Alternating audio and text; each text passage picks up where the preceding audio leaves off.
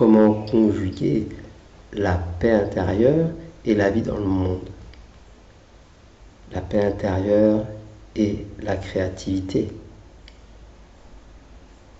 Comme je l'ai expliqué dans des vidéos précédentes, où je parle de cette illusion du moi, du je, qui est une entité séparée, qui fonctionne en relation avec des objets extérieurs, des personnes, des situations, est lui-même entravé par ses propres blessures, conditionnements, limitations. Et l'énergie ne circule pas aussi librement qu'elle le pourrait. C'est ce qui se passe aussi dans le corps humain quand on reçoit des soins énergétiques de n'importe quelle tradition qui aident à faire circuler l'énergie puisqu'il y a des blocages. Mais le blocage originel, c'est cette illusion d'un moi séparé, je. Plus on réalise cela, plus on réalise qu'on est en fait la conscience indifférenciée, dans quoi se passe tout ce qu'on expérimente dans l'espace-temps à travers un personnage en relation avec d'autres personnages et le monde extérieur. Plus on réalise qu'on est cette conscience, ce champ, cet écran multidimensionnel qui est neutre, qui accepte tout comme c'est, qui est aussi donc l'amour inconditionnel, puisque cette conscience que je suis accepte tout ce qui se passe, les hauts et les bas, le bien et le mal, plaisir et peine, comme des ingrédients nécessaires dans cette expérience humaine. Donc plus je réalise cela, plus l'énergie circule librement à travers aussi l'être humain et l'expérience humaine. Plus je réalise que je suis cette vie même, et plus ce moi, ce je, bloque le flot à travers ces conditionnements, ces croyances, plus cela a été vu, plus ça a été nettoyé, plus l'énergie circule. Et donc l'action dans le monde devient aussi plus libre, parce que l'énergie, la Shakti, l'énergie créatrice, a libre cours. Et elle veut s'exprimer, puisque c'est sa nature. Cette manifestation, en fait, est tellement illimitée si on regarde comment ont été conçus l'infiniment petit, les atomes, les cellules. C'est absolument incroyable. Ce que la science aussi nous explique. Et l'infiniment grand, comme par l'astronomie, c'est tout simplement hallucinant.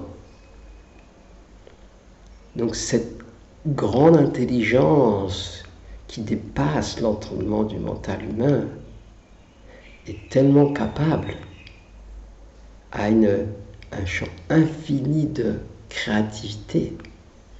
Il y a juste à ouvrir les yeux, regarder et s'apercevoir que c'est complètement bluffant, cette source de créativité qui nous dépasse.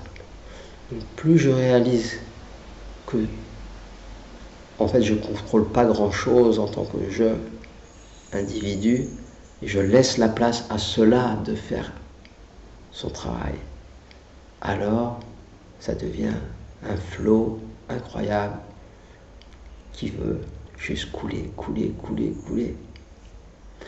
Donc c'est le paradoxe. Plus j'ai trouvé cette paix intérieure, parce qu'en fait de réaliser que moi n'est pas une réelle entité, juste une entité pratique pour fonctionner dans le monde, qui n'est pas nécessairement attachée à un moi malade, névrosé, avec toutes ses blessures, ses conditionnements, etc. Donc plus cette vie est libre de couler, plus les choses se manifestent.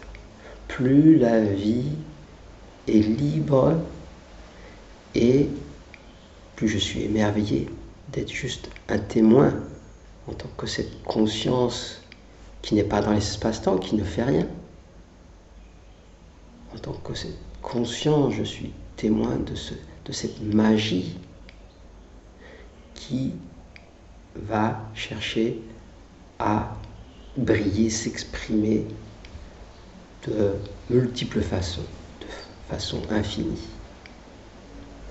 Donc en fait, c'est l'alchimie de cette paix intérieure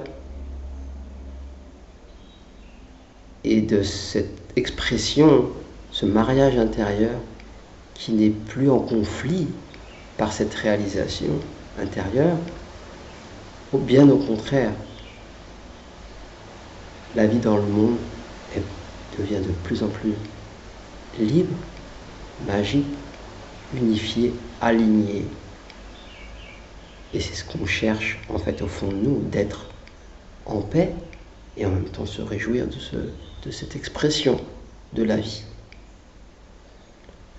Donc ça, on peut aussi, j'en parlerai dans une prochaine vidéo, utiliser des moments où on pratique une méditation assise, si c'est quelque chose qui nous parle, plutôt pour revenir à ce calme intérieur. Si on est dans ce processus, on n'a pas forcément besoin non plus, si c'est toujours là. Et utiliser aussi des méditations plus créatives, où on s'ouvre au flot de créativité et apprendre à naviguer. C'est aussi ce que je fais moi à travers ces vidéos, ce que j'écris et d'autres choses que je fais. Donc c'est apprendre à combiner ces deux aspects par ce mariage intérieur où il n'y a pas de conflit, où il y a juste ça qui est là et qui se réjouit de cette danse